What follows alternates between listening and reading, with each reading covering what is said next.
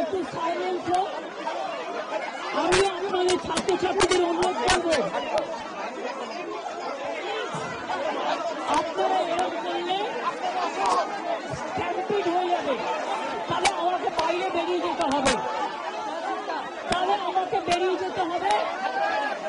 কিন্তু আমি আপনাদের কাছে যেটা অনুরোধ করতে এসছি, দয়া করে চুপ করে আপনারা যদি আমাকে বলতে দেন আমি খুশি হব।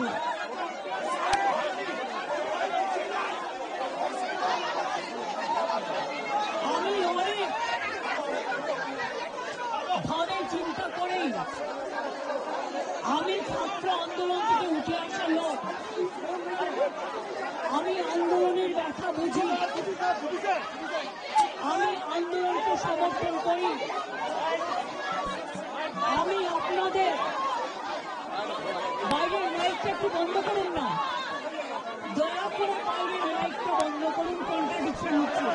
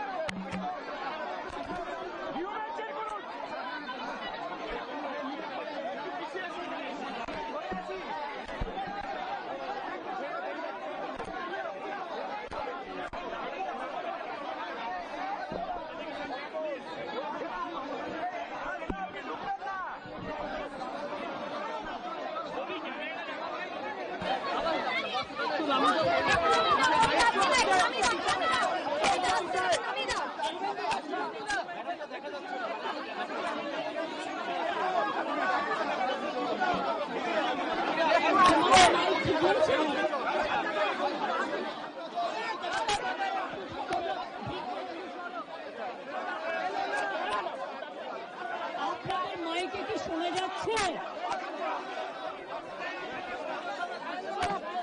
শোনা যাচ্ছে?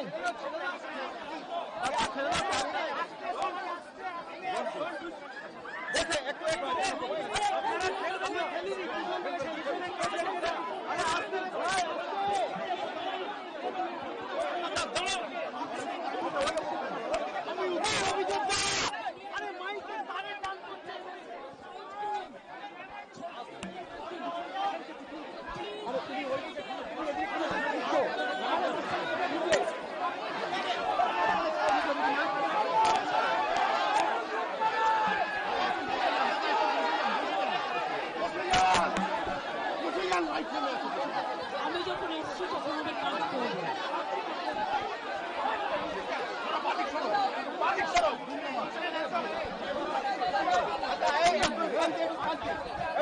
মাইকটা ঠিক করা যাবে?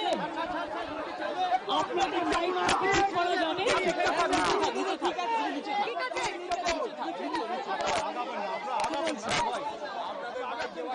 আপনাদের মাইকটা কাজ করছে না, করছেন না? ওদের মাইকটা,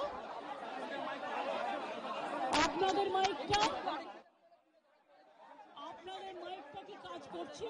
হ্যাঁ, কাজ করছে। দুটো মাইকে কাজ করছে? হ্যাঁ, কাজ করছে। এবার আমি আপনাদের কাছে দু একটা কথা বলি, আপনারা ধৈর্য ধরে প্লিজ শুনুন, তারপরে আপনারা স্লোগান দিন, শাউটিং করুন, আমার কোনো আপত্তি নেই, এটা আপনাদের গণতান্ত্রিক অধিকার। কিন্তু আমার কথাগুলো আমি প্রেস মিডিয়াকেও বলবো, প্লিজ কিপ কোয়াইট। আমি 5 মিনিট সময় নেব, আপনারা আমাকে আমারটা বলতে দিন। আমি অনেকক্ষণ ধরে অপেক্ষা করছি। আমি আমার সেফটি সিকিউরিটির বারণ থাকা সত্ত্বেও আমি নিজে আপনাদের এখানে ছুটে এসেছি, তার কারণ আমি আপনাদের আন্দোলনকে কুর্নিশ জানাই। আমি নিজে স্টুডেন্ট মুভমেন্ট থেকে উঠে আসা লোক। আমি স্টুডেন্ট মুভমেন্ট, আমি নিজেও অনেক সাফার করেছি জীবনে। আমি জানি আমার পোস্টটা বড় কথা নয়, মানুষের পোস্টটাই বড় কথা। আমি আপনাদের কাছে বলতে এসেছি, কাল সারা রাত ঝড় জল হয়েছে, আপনারা যখন কষ্ট পেয়েছেন আমিও সারা রাত ঘুমোতে পারিনি, আমারও কষ্ট হয়েছে, আমারও কষ্ট হয়েছে। এই ঝড় জলের মধ্যে আপনারা যেভাবে বসে আছেন আমার মানসিকভাবে কষ্ট হচ্ছে। আপনারা আজকে 33 দিন 34 দিন, আমিও কিন্তু রাতের পর রাত ঘুমাইনি, কারণ আপনারা যখন রাস্তায় থাকেন আপনাদের জন্য আমাকেও কিন্তু পাহারাদার হিসেবে জেগে থাকতে হয়। আমি আপনাদের কাছে যেটা বলতে এসেছি, এত ঝড় বৃষ্টির মধ্যে, প্রাকৃতিক দুর্যোগের মধ্যে আপনারা অনেক কষ্ট পেয়েছেন। আর কষ্ট না করে যদি আপনারা কাজে ফিরতে চান, আমি আপনাদের প্রতিশ্রুতি দিচ্ছি, আপনাদের ডিমান্ডগুলো আমি কথা বলে সহানুভূতির সাথে আমি স্টাডি করব, আমি অফিসারদের সাথে কথা বলবো। আমি একা সরকার চালাই না, আমার সাথে একটা chief secretary, home secretary, DG police সবাই আছেন। আমি আপনাদের বলতে চাই, আপনাদের ডিমান্ডগুলো আমি ভাববো, আমি চিন্তা করব। যদি কেউ দোষী হয় তিনি নিশ্চয়ই শাস্তি পাবেন, এবং আমি চাই তিলোত্তমার বিচার হোক। আমি সিবিআইকে অনুরোধ করব যত তাড়াতাড়ি বিচার হোক, এমনকি 3 মাসের মধ্যে তারা যেন ফাঁসির অর্ডার দেয়। আমি এটা সিবিআইকে অনুরোধ করব আপনাদের প্ল্যাটফর্মে বসে। আর আপনাদের কাছে আবেদন জানাবো, আমাকে একটু সময় দিন, আমি ব্যাপারগুলো নিয়ে আমি চিন্তা ভাবনা করব। যদি আপনাদের আস্থা ভরসা আমার উপর থাকে, আমি কথা বলে সিদ্ধান্ত অন্তত দোষী পাই আমি নিশ্চয়ই নেব। আমি আপনাদের এটুকু বলবার জন্য এসেছিলাম। আমি আশা করি আপনারা এত কষ্টের মধ্যে বৃষ্টিতে ভিজছেন এবং আপনাদেরও পরিবার চিন্তায় আছে, এবং আমি মনে করি অনেক মানুষও মারা যাচ্ছেন। আপনারা প্লিজ দয়া করে, আপনারা আমাদেরই ঘরের ভাই বোন, আপনারা কাজে যোগদান করুন। এবং আমি বলতে পারি আপনাদের প্রতি আমি কোনো অবিচার করব না। আমি একটা কথা বলে যাই, হাসপাতালের ডেভেলপমেন্ট, ইনফ্রাস্ট্রাকচার, সব কাজ আমরা শুরু করব। আমি সব হসপিটালে রোগী কল্যাণ সমিতিতে আমি প্রত্যেকটা একদম রাজ্য থেকে শুরু করে সব মেডিকেল কলেজ এবং মাল্টি সুপার হসপিটাল যত রোগী কল্যাণ সমিতি আছে আমি প্রিন্সিপালদের চেয়ারম্যান করব এবং তাতে জুনিয়র ডাক্তারও মেম্বার থাকবে, সিনিয়র ডাক্তারও থাকবে, নার্সও থাকবে, একজন পাবলিক রিপ্রেজেন্টেটিভ থাকবে এবং পুলিশ থাকবে। এই সিদ্ধান্ত আমি নিয়েছি। আপনাদের আরজিকর মেডিকেল কলেজেরও আমি রোগী কল্যাণ সমিতি ভেঙে দিলাম এবং সব মেডিকেল কলেজের আমি রোগী কল্যাণ সমিতি ভেঙে দিলাম। আমি নতুন করে এটা তৈরি করব এবং আপনাদের আমি বলতে পারি বাদবাকি আপনাদের যে ডিমান্ড আছে আপনারা আমাকে বলেছেন যদি সত্যি কেউ দোষী হয় দোষীরা শাস্তি পাবে। দোষীরা কেউ আমার বন্ধু নয়, দোষীরা কেউ আমার শত্রুও নয়। আর আপনারা যারা ভাবছেন কেউ আমার বন্ধু, আমি তাদের চিনি না, আমি তাদের চিনি না, আমি তাদের জানি না এবং আমাদের সাথে কোনো সম্পর্ক নেই। তারা এসছেন প্রসেসের মাধ্যমে, এই প্রসেস ফাইনাল হয়ে আমার কাছে আসে এবং তাই মাত্র 1 মাসের মধ্যে যারা এসছে তাদের কথা খুনের সাথে, মার্ডারের সাথে, দুর্নীতির সাথে যুক্ত থাকে আমি নিশ্চয়ই সাধ্যমতো চেষ্টা করব কথা বলে অ্যাকশন নেবার। আমি আবার আপনাদের কাছে বিনীত অনুরোধ করব যে আপনারা নিজেদের মধ্যে কথা বলুন, কথা বলে সিদ্ধান্ত নিন এবং আপনারা কাজে ফিরুন। আপনারা আমার ভাই বোন, এটুকু জেনে রাখবেন আপনাদের জন্য সিম্প্যাথি, আমি কোনো অ্যাকশন নেব না।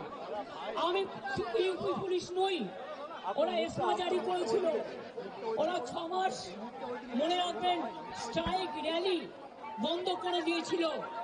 আমি এসব করব না। আপনারা নিশ্চিন্ত থাকুন, কোন ডাক্তারের বিরুদ্ধে, কারো বিরুদ্ধে কোনো অ্যাকশন নেবার আমি বিরুদ্ধে। আমি জানি আপনারা অনেক কাজ করেন, মহৎ কাজ করেন। আপনাদের ছাড়া সিনিয়ররা যেটা কিডনি ডিপার্টমেন্টে মারা গেছে ক্যাথিলেটও চেঞ্জ করতে পারে না, ক্যাথিটার চেঞ্জ করতে পারে না। সেই জন্য আপনাদের আমাদের প্রয়োজন। আমি আপনাদের বলবো আপনারা ভেবে চিন্তে সিদ্ধান্ত নিন।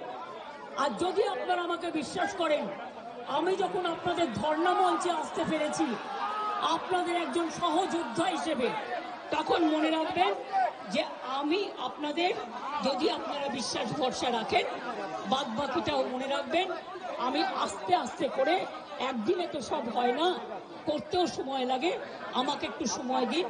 আমি নিশ্চয়ই সাধ্যমতো চেষ্টা করব। আমি দুর্নীতির কোনো একটা টেন্ডার কেস আজ পর্যন্ত আমার কাছে আসেনি। কোন রোগী কল্যাণ সমিতি কি কাজ করে এটা আমি জানি না, এগুলো আমার আন্ডারে আসে না। তাও বলি, যদি আপনাদের কোনো কমপ্লেন থাকে, কমপ্লেনের ভিত্তিতে নিশ্চয়ই আমরা তদন্ত করব। এমনিতে বিনা কারণে কাউকে সাজা দেওয়া যায় না। তদন্তে যদি প্রমাণিত হয় আমি নিশ্চয়ই সাজা দেব। আর একটা কথা, সুপ্রিম কোর্টে কেস চলছে, মনে রাখবেন 17 তারিখেও ডেট আছে। আমি চাই না আপনাদের কোনো ক্ষতি হোক। আপনাদের দিদি হিসেবে আপনাদের কাছে আমি অনুরোধ করতে এসেছি। আমি মুখ্যমন্ত্রী নই, আমি মুখ্যমন্ত্রী হিসেবে বলতে আসিনি, আমি আপনাদের দিদি হিসেবে বলতে এসেছি, যাতে আপনারা না ভাবেন হ্যাঁ আমি চিফ মিনিস্টার আছি, আমি একটা পার্টিও বিলংস করি, কিন্তু আপনাদের কাছে এসেছি যদি বলেন as a chief minister, as a elder sister এবং আপনাদের আন্দোলনের সমব্যথী এবং সমসাথী, তাহলে আপনাদের অনুরোধ করব আমার কথা শুনুন। আগেও আপনাদের সমস্যা আমি সমাধান করেছি এবং আবার আমি করবার চেষ্টা করব। আমাকে একটু সময় দিন। ভালো থাকুন, সুস্থ থাকুন। আর একটা কথা বলবো,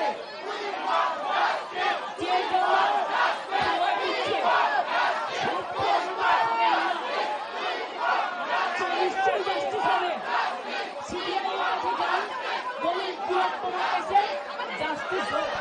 আমি আপনাদের কাছে আবেদন ছাড়া কিছু করতে পারি না, আমি আপনাদের জোর করতে পারি না। আমি আপনাদের কাছে আবেদন করে গেলাম, যদি আপনারা মনে করেন আপনাদের ধর্ণা মঞ্চে আসার ফলেও, আমি 26 দিন অনশন করেছিলাম, মনে রাখবেন, সিপিএম গভর্নমেন্ট ছিল পাওয়ারে, একদিনের জন্য কেউ আমাকে কথা বলতে আসেননি, কিন্তু তা সত্ত্বেও আমি এসেছি। তার কারণ আমি মনে করি আপনাদের কাছে আসা মানে এটা নিজেকে ছোট করা নয়, এটা নিজেকে বড় করা। তাই আপনাদের আবার আবেদন করব, আপনারা বসুন, আপনারা আলোচনা করুন, পরে সিদ্ধান্ত নিন। আমার এটা লাস্ট চেষ্টা আপনাদের জন্য করে গেলাম। বাদ বাকিরা যদি আমার উপর ছেড়ে দেন, আপনারা জাস্টিস পাবেন, আপনারা ইনজাস্টিস হবে না, এটুকু আমি বলতে পারি। অনেক ধন্যবাদ, নমস্কার, এবং আপনাদের সকলকে অনেক অনেক ধন্যবাদ জানাই।